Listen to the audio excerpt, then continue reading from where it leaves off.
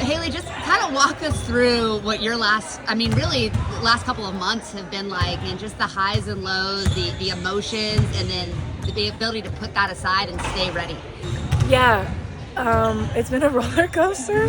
Yeah, I didn't really expect my third year to go like this, but I think it's just like I've gotten time at home to reconnect with my people and really like find the joy and love of basketball and understand what I can bring and just have time to work on my game. So like there's always two sides of it. I could have just sat in the wall and been like, oh my gosh, I suck. Like, let me just sit at home and not do anything. But I took it and I wanted to work on my game, and with every opportunity that I got, I was able to go out there and show something great, and I think show new skills that I've been working on, like my three ball and just being more aggressive.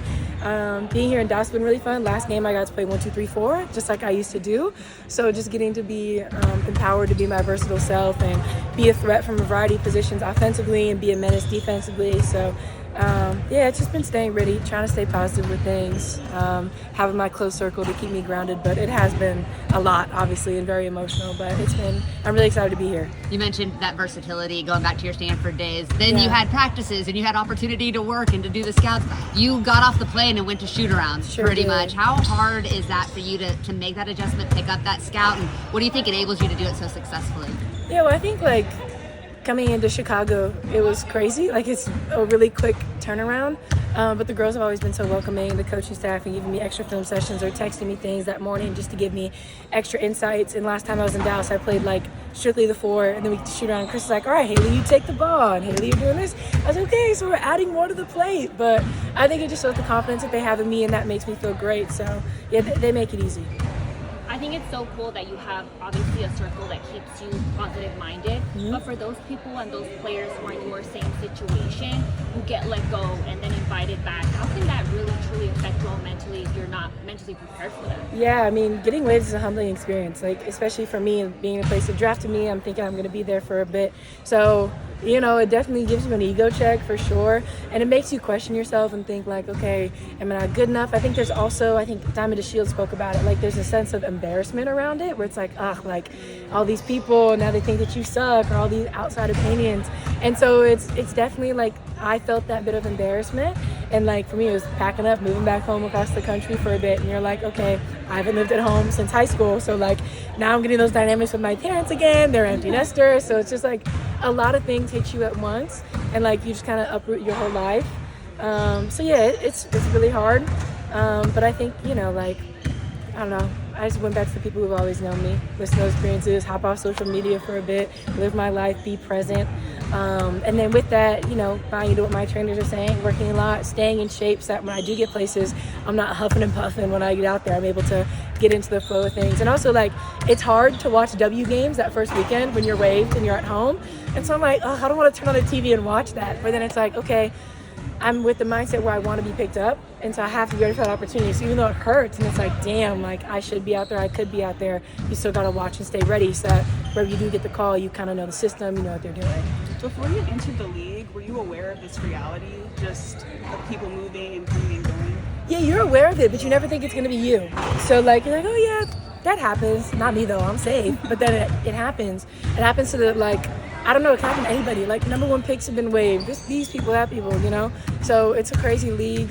I think that's just kind of how it is right now. So you have to be ready, and you have to have that mindset and that mental toughness to keep pushing through it and understand just like what you want out of it. And I think that's a big thing. Like when I got waived and a lot of people get waived, it's like, okay, like how bad do I really want it? So that's your time to be like, okay, maybe this isn't for me. Okay, now I'm going to grind and lock in and be ready for the next thing.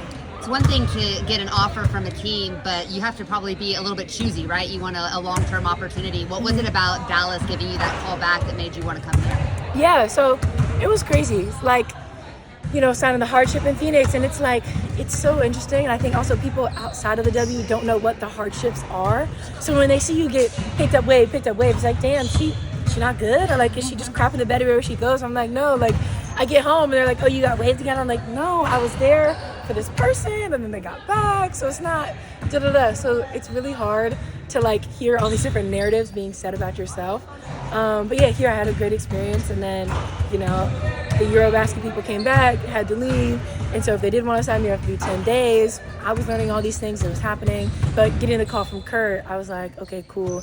Is this going to be long-term? I'm not trying to come back and forth. So understanding it's a long-term opportunity, I was like, yeah, I would love to be there. Love the girls, got to reconnect with Dejanay and all these different things. So Dallas was a really exciting opportunity. I think I could help in a lot of different ways. I could be impactful, bring something different. So it just seemed like the right fit. You're kind of active on social media. I've seen you post on a couple of different things.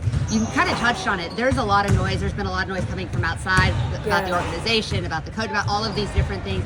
You as a vet now, but still a young person, how do you absorb that when it's about you or about the organization you're going to sign with? Yeah, still a young person. I just turned 24. Don't do that. But yeah, it's definitely hard. Oh God, I'm so sorry. Didn't see that one first. It's definitely hard. Like there's so many narratives being said about yourself, and it's like I want to hop on Twitter and just hop on blast, be like, no, you're wrong, or da da da. But it's also like these people don't know me. They don't talk to me. They've never met me before. So like, why should I let their narrative of me influence how I see myself? And I've never been the type of person to seek that external validation. So like, if it's positive or negative, I'm not really looking, and I stick to who I said, like my people. That's who I listen to. That's who I look for to give me opinions. They keep me humble enough as it is, so I don't need to be out there and be ego checked all the time. So I think it's hard to definitely bite your tongue sometimes, but also understand when you do need to speak up for yourself. So it's always finding that balance, and I think I'm still learning that. So looking ahead into Sunday's game, the last time you all played them, they really set the tone early on with physical defense. How are you all looking to just kind of match that intensity right at the tip? Well, I think one thing that we talked about in film today was not matching it, but we're being the aggressor. So we're throwing that first punch. It's not being like, okay, Indy's going to come with this and that. So we have to know it's Dallas is coming with this on Sunday. We need to be ready. They're going to need to match our energy. So I think it's just kind of flipping that mindset to be on the other end of things. Because, I mean, we got punched in the mouth, but then you see us come back in the third, fourth, but we shouldn't have to dig ourselves out of that hole. So it's just coming out with a different energy and having them have to match us. How do you just feel about the increased amount of attention on women's basketball? I know that a lot of the criticism comes with that. So I guess, like, what do you think about that? I mean, I think it's just where our game is going. Like, more eyes are on us. I think it started happening as soon as NIL came into the picture in college, and it was more on the college game, and now it's more on the W. So it's really exciting to be a part of that. But yeah, more eyes come, more critics, more keyboard warriors, trolls on the internet, whatever it is. And so I think it's just filtering what's important to you, what you listen to.